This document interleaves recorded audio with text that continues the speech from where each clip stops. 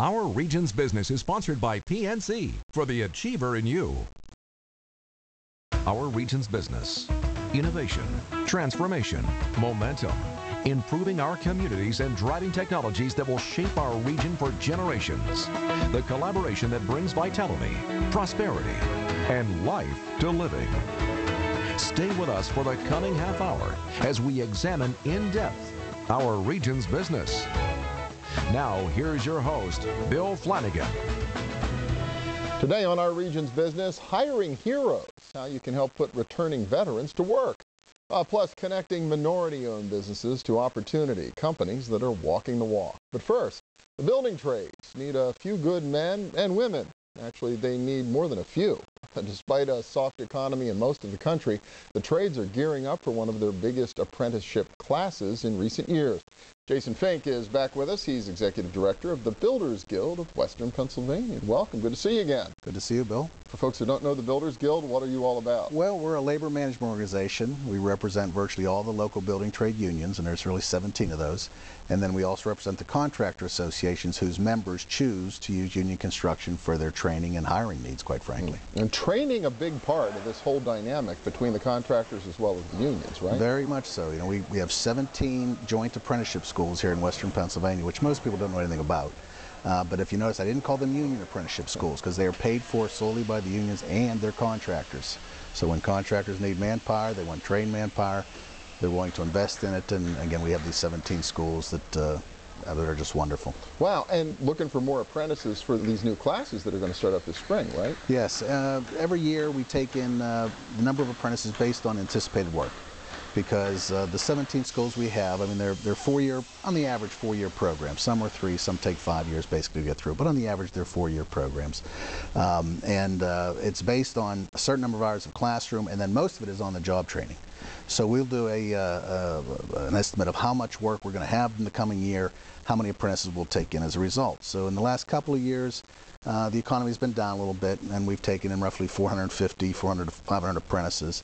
This year we're expecting to take about 700 apprentices. So the economy is picking up a little bit for us. We are cautiously optimistic that this is going to be a good year for us, and we anticipate that, quite frankly, for the next couple of years. Well, that's good to hear. I mean, it's a good sign. I guess you guys are one of the forward-looking indicators in terms of how our region's economy is performing. Where do a lot of these folks come from? Or they tend to be fresh out of high school, or who becomes an apprentice? Well, our average apprentice is 27 years old. So we tend to get some kids out of high school. There is a minimum age requirement. You have to be basically 18 to get into an apprenticeship school, 17 for the carpenters, but 18 for everybody else. But quite frankly, lots of times I'm not sure if kids are quite mature enough for this industry. I mean, it's a tough occupation, obviously. You're working, particularly in the Pittsburgh region, you're working in cold weather, hot weather, rainy weather, dry weather.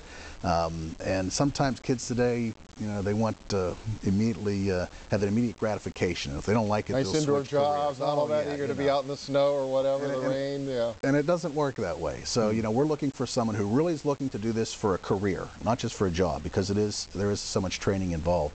But we get a lot of people in their 30s and 40s that come to us for the first time, and that's great. I mean, this is really you can be just about any age as long as you're in decent shape and you're looking to work for another 10 or 15 years. Would be glad to consider anybody. And as you said, it's not just for men.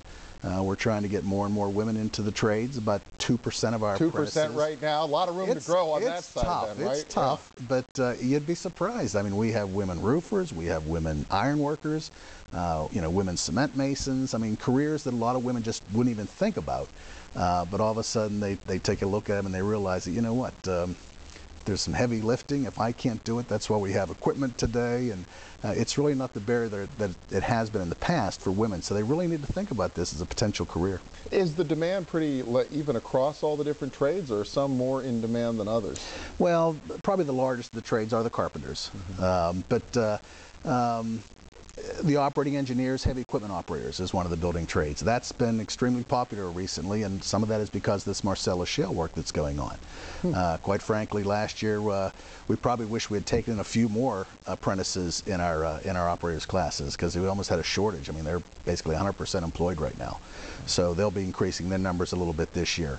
The electricians are increasing their numbers. They'll probably take in roughly 70, 75 apprentices. Last year was probably closer to 60, 65. So it's not a lot, not a big big number, but incrementally, again, from where we were for the last 3 years, because about 5 years ago we were taking in close to 1,000 apprentices. Now But there was a lot of construction going on about 5 years ago. We had some large jobs, the Console Energy Center, Children's Hospital. I mean, there were some huge jobs that required quite a bit of manpower. But again, we're anticipating that to pick up again You're seeing some significant projects out there that are getting you back up to that level? Yeah, on both. Now again, we're talking primarily commercial work here. We don't do a lot of the residential work, but we probably do 75% of the commercial work in the Pittsburgh region. So there's still a fair amount of school construction. Mount Lebanon High School is about to break ground. North Catholic is looking at a new high school. There's still a lot of industrial work up in Brackenridge with J&L's Coke Works. That's over $1 billion worth of work alone. There's a lot of apartment complexes. PNC is, got a new skyscraper on the way. New all-green skyscraper, and then who knows what's going to happen with the Mellon Arena development. I mean, hopefully that'll take off. We're in the process of taking the old arena down, but hopefully the sooner we get that down, the sooner we can start building something back up. You mentioned PNC and the green thing. Is that part of all the training nowadays, how to build a green building? Absolutely, absolutely. I mean, just about all the schools now have a green awareness training that they go through, using reusing materials and whatnot. So green building is very much in. Pittsburgh, as you know, is a leader in green building, and LEED certifications and whatnot. That's all part of our industry. I wonder too, with the drawdown in Iraq and all these veterans returning home, so a lot of these trades would seem to be ideal for many of these returning veterans. Yes, it would. You know, one of the things that we look for when we go to take in new apprentices is discipline. Does someone have the discipline to do this, to get up every day when it's 10 degrees outside and 3 inches of snow on the ground, and knowing you have to work in it all day? So we're looking for people that have discipline. Where's a better place to learn discipline than the military? But even the high school kids, when I do a lot of recruiting for the high schools, I'll go out and I'll tell kids, if I have a straight A student, but he's got lousy attendance or she's got lousy attendance, and I got a student with B's and maybe even a C thrown in there, but has near perfect, we will hire that perfect with the B's and C's every time. With the perfect attendance, because yeah, you want the one who shows up. Exactly. We can teach that person better as whatever they want, but if they're not going to show up, that's of no value to us. So the military is a good issue in terms of, or a good area in terms of discipline. Buildersguild.org, if anybody wants more info. www.buildersguild.org. Please check it out. Again, all our schools are tuition free. We didn't mention that, so there's no cost to get trained in a joint apprenticeship school. Get paid to learn and get a great career at the end. You're not too old, Bill. Well, I don't know about that, Jason. Great to see you. Thanks a lot. You're welcome. And next up, hiring heroes. The U.S. Chamber of Commerce is leading a charge to find jobs for returning veterans. Stay with us.